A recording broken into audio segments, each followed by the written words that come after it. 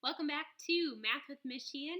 Why don't you grab your Learn book, the skinny one, and we are going to be talking more about fractions today. So head to page 67, and as you do that, I am going to tell you today you have to pay really close attention to the directions. So if you don't, you're going to get the whole second page wrong. So be careful of that, okay?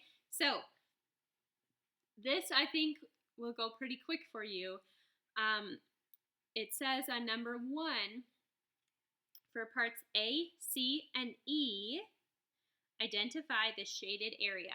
Shaded, by now, you know that just means colored in, right? Okay, so what would you say for letter A? The first one is what?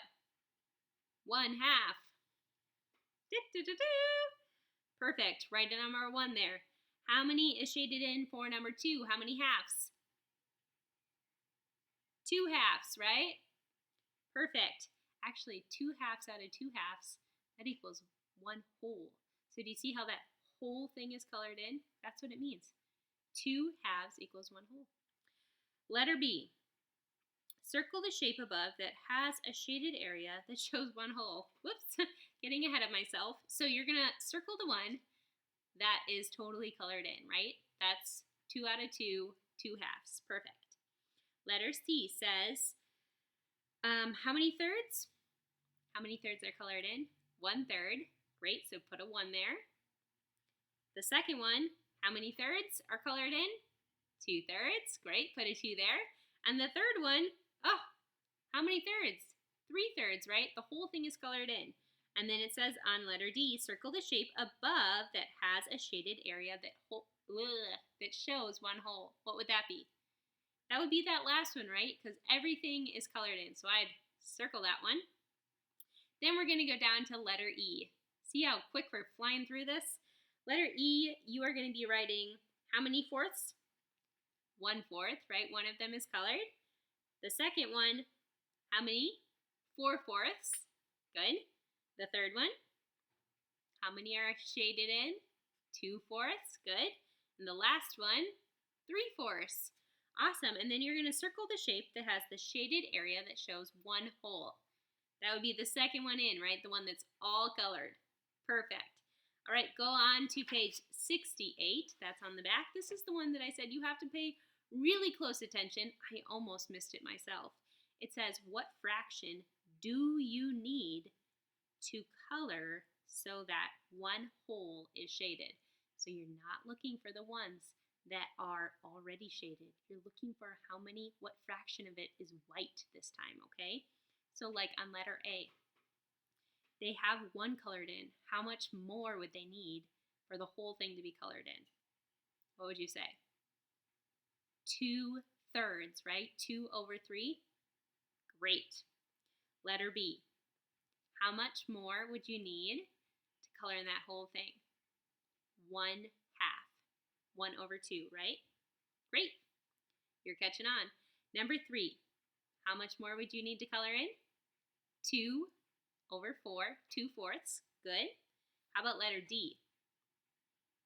1/3. Great. Letter E, 1/2, right?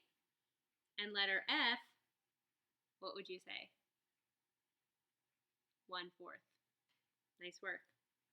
Then on the bottom, it says complete the drawing to show 1 whole. This is 1/2, draw 1 whole. So on the bottom, you're going to draw 1 more section, okay? Letter B, it says this is 1/3. So you have to draw 2 more little rectangles down below. And for letter C, this is 1/4. So for that one, you have to draw 3 more rectangles down below. Perfect. You guys flew through that. I love that. Let's go to page 71. That is our problem solver for today. It says Tugu made 2 pizzas for himself and 5 friends to share. So 5 friends and himself. How many people were there? 6, right? Don't get tricked by that. He wants everyone to have an equal share of the pizza.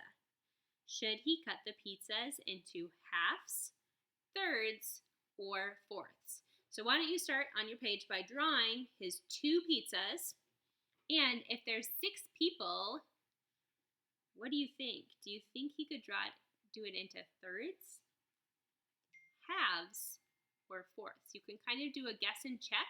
Try splitting it maybe into halves first and see if that works. Try splitting it into fourths, or try splitting it into thirds and see how you could split it up so that each person could have 1 piece.